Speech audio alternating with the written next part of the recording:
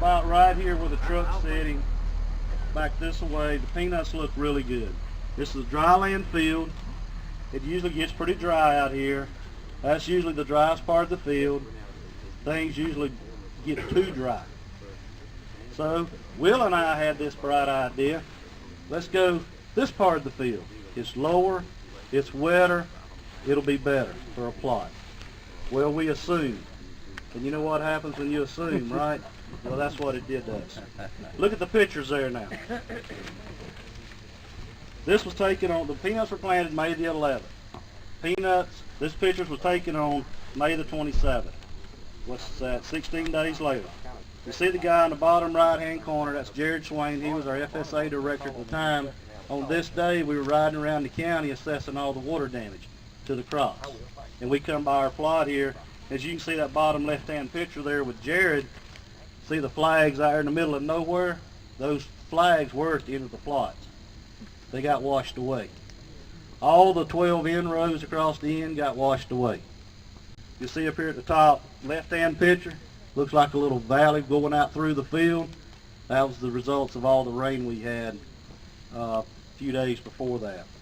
You see the nice green rows here on the bottom left-hand corner? That's out there in the middle of that dryland field. Those peanuts have looked good all year long. Our plot has not looked so great because of all the water. So Will had to replant quite a few peanuts. He said, we're fitting to replant that plot. And I said, I don't know if we want to do that or not. So I called Beasley and I said, you got to get over here. We got a problem.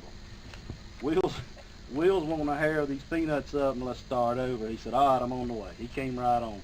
We walked across the entire plot and made the decision. We were good.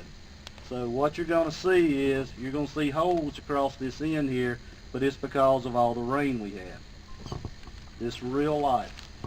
If you look on the back of that picture page then, that's a rainfall for 2009.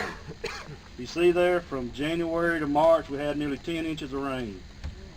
The month of April, we had nearly 8 inches of rain. May 1st to May the 11th, we had 3/10. So it dried out some right before we planted.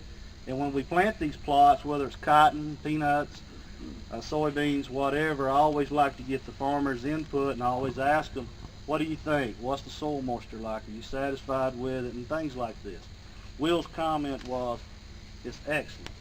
Soil moisture is excellent. He was tickled with everything. But then, look, the week after planting, we got 5 inches of rain. The next week we got 3 inches of rain. Then it started slowing down. In June we had 2 inches, July 2.5. August we got nearly 7 inches again. In September we've only had 1/4 of an inch. September, so it's turned off really, really dry. So that's what you're going to see here. This is real world. But that's what we need to see, what's going to happen here in this county. So just kind of to backtrack just a little bit, look at the bottom of that sheet there, picture page at the bottom. That's crop acreage for Jeff Davis County back to 1984. Just look how things have changed. Look at peanuts down there next to the bottom. In 84 we had 195 acres. By 94 we was up to 1,200 and it stayed that 1,000 to 1,200 acres.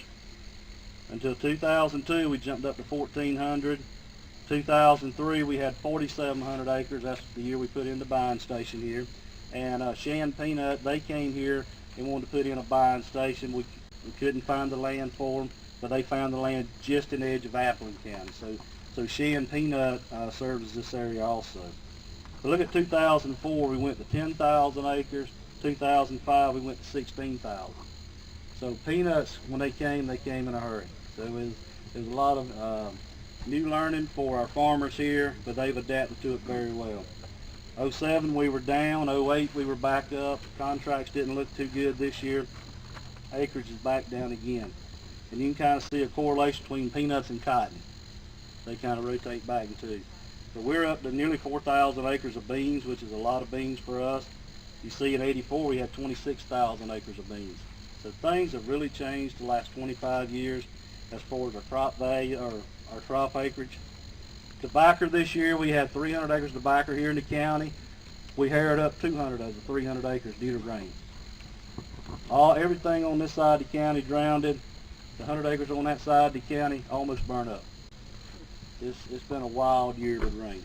Our farm gate value for 2008 means what was the value of the crops and timber and livestock that came off the farms this year was a little over $56 million for 08. So agriculture is very important to Jeff Davis County. It's what has kept this county going, and we hope it'll be around for a long time.